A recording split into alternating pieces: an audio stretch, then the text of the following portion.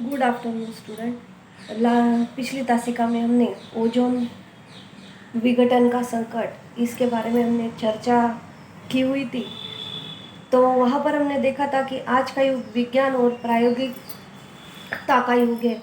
भौतिक जीवन को सरल और सुखमय बनाने के लिए जिन संसाधनों का निर्माण किया गया है उससे पर्यावरण को बहुत नुकसान पहुंचा है।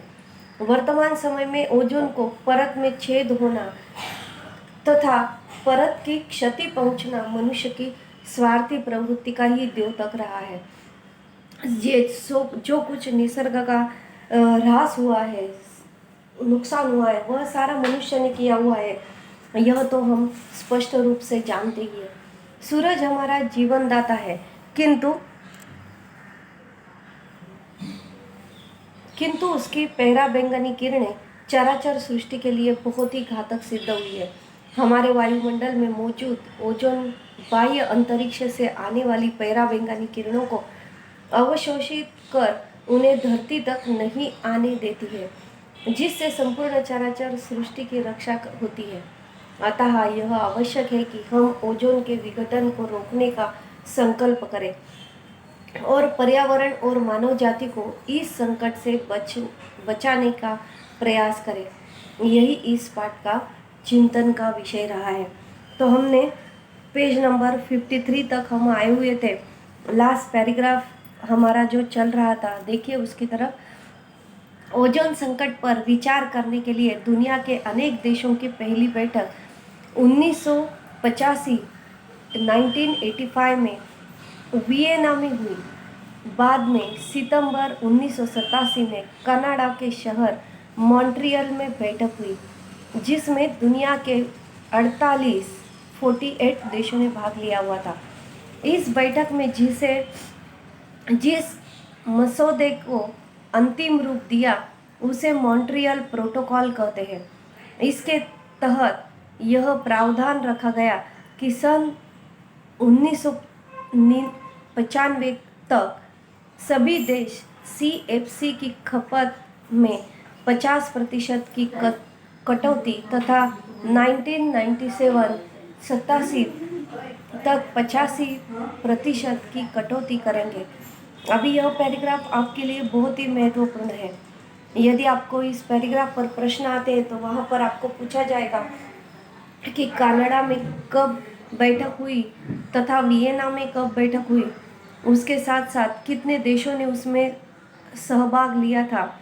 यह सब कुछ आपको पूछा जा सकता है। इस बैठक में जिस मसौदे को अंतिम रूप दिया उसे मॉन्ट्रियल प्रोटोकॉल कहते हैं। अंडरलाइन कीजिए इस वाक्य को।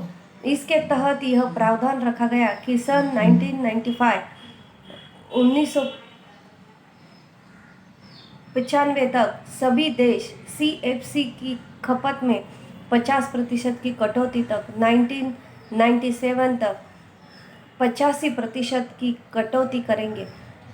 मसौदे के कई बिंदुओं पर विकसित और विकसनशील देशों के बीच मतभेद उभरकर सामने आया। मुद्दा था गौर CFC प्रायोगिकी तथा उसका हस्तांतरण। विकासशील देश चाहते थे कि इस पर आने वाला खर्चा धनी देश वहन करें, क्योंकि ओजोन विघटन के लिए वे ही जिम्मेदार है। सन 1990 तक के ताज़ा आंकड़ों के अनुसार पूरी दुनिया में CFC की खपत 12 लाख टन तक पहुंच गई थी, जिसकी 30% हिस्सेदारी अकेले अमेरिका की थी। भारत का प्रतिशत मात्र 0.6 था। भारत की तुलना में अमेरिका की CFC की खपत 50 गुना ज़्यादा थी। समस्या पर विचार करने के लिए लंदन में एक बैठक हुई, जहां नए प्रशीतनों की खोज और पुरानी तकनीकी में विस्थापन के लिए एक कोष बनाने की मांग की गई। यहाँ विकासशील देशों के दबाव के चलते विकसित देशों को कई रियायतें देनी पड़ी। इसके अंतर्गत नई तकनीकों के हस्तांतरण में मदद के साथ साथ CFC के विकल्प की खोज में दूसरे देशों को धन मुहैया करना मुख्य है। समझौते के तहत यह व्यवस्था है कि सन 2010 तक विकासशील देश CFC का इस्तेमाल एकदम बंद कर देंगे। इस दौरान विकसित देश नए प्रशीतकों की खोज में विकासशील देशों की आर्थिक मदद करेंगे। स्थिति की गंभीरता को देखते हुए दुनिया के सभी देशों ने इस बारे में विचार करके समुचित कदम उठाने शुरू कर दिए हैं। ग्रीन हाउस के प्रभाव के कारण आज धरती का तापमान निरंतर बढ़ता चला जा रहा है। इसमें ओजोन विघटन की भी अहम भूमिका है। पराबैंगनी किरणें जब धरती पर आती है तो स्थल मंडल में मौजूद वस्तुओं द्वारा अवशोषित कर लेती जाती है। ये वस्तुएं पराबैंगनी के अवशोषण के बाद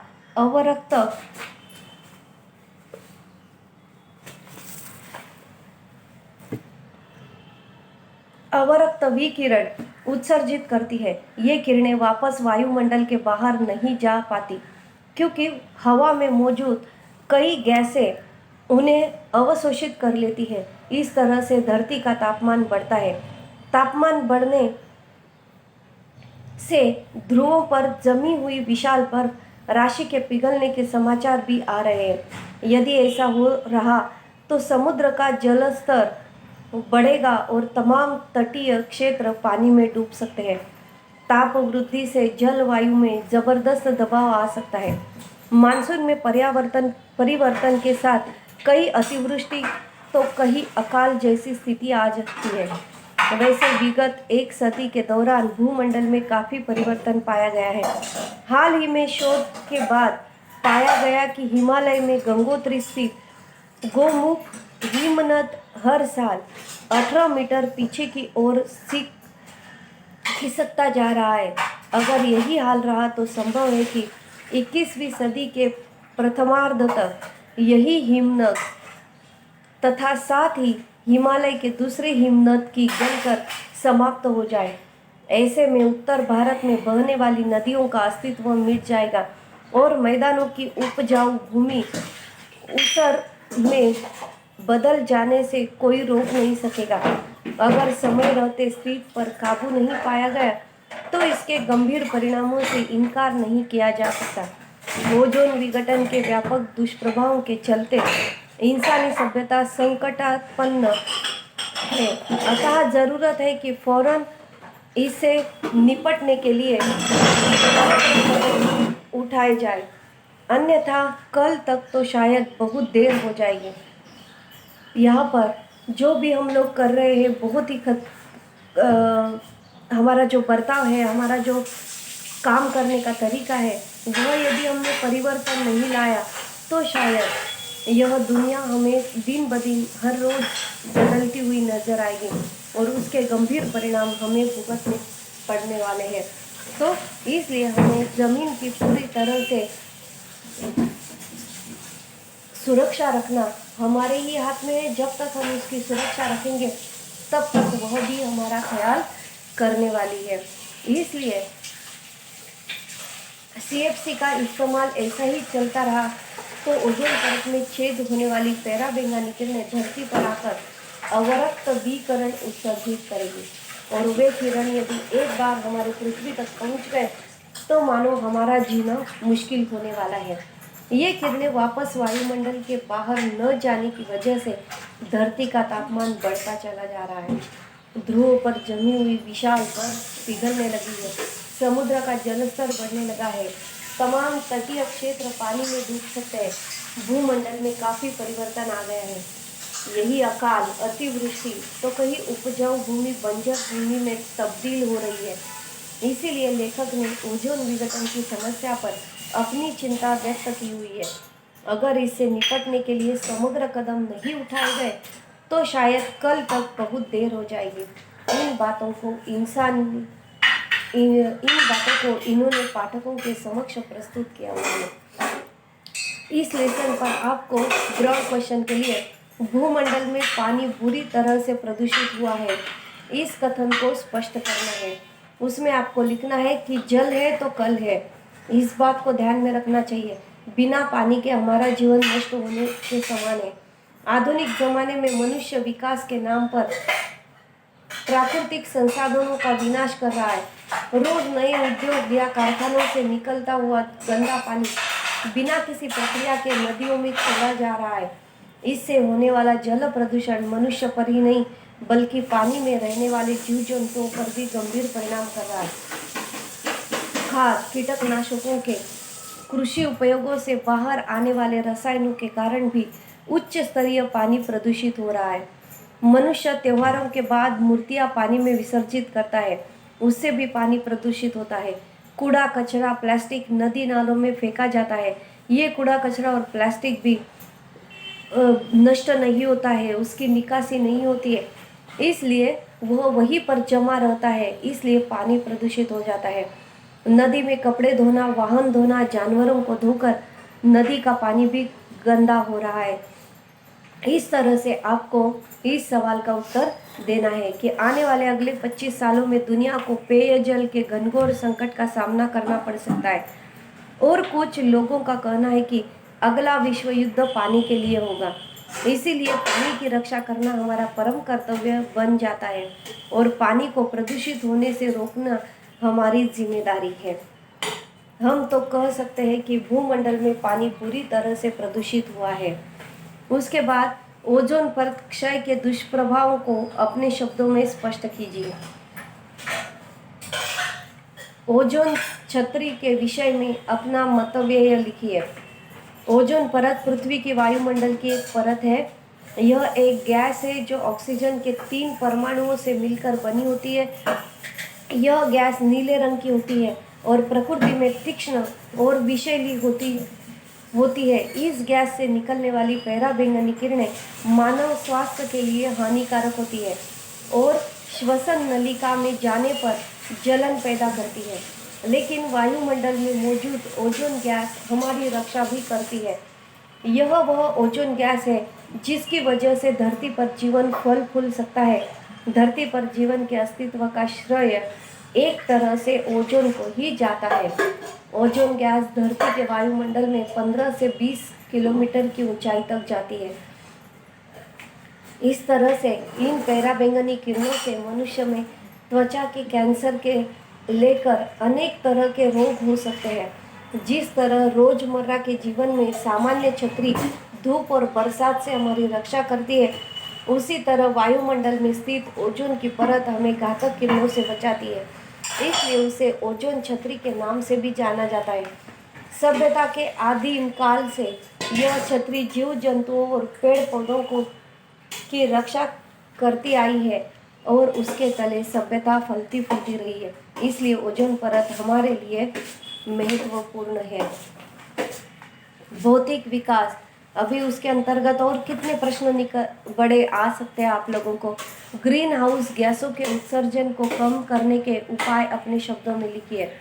भौतिक विकास के कारण उत्पन्न होने वाली समस्याओं के बारे में अपने विचार व्यक्त कीजिए।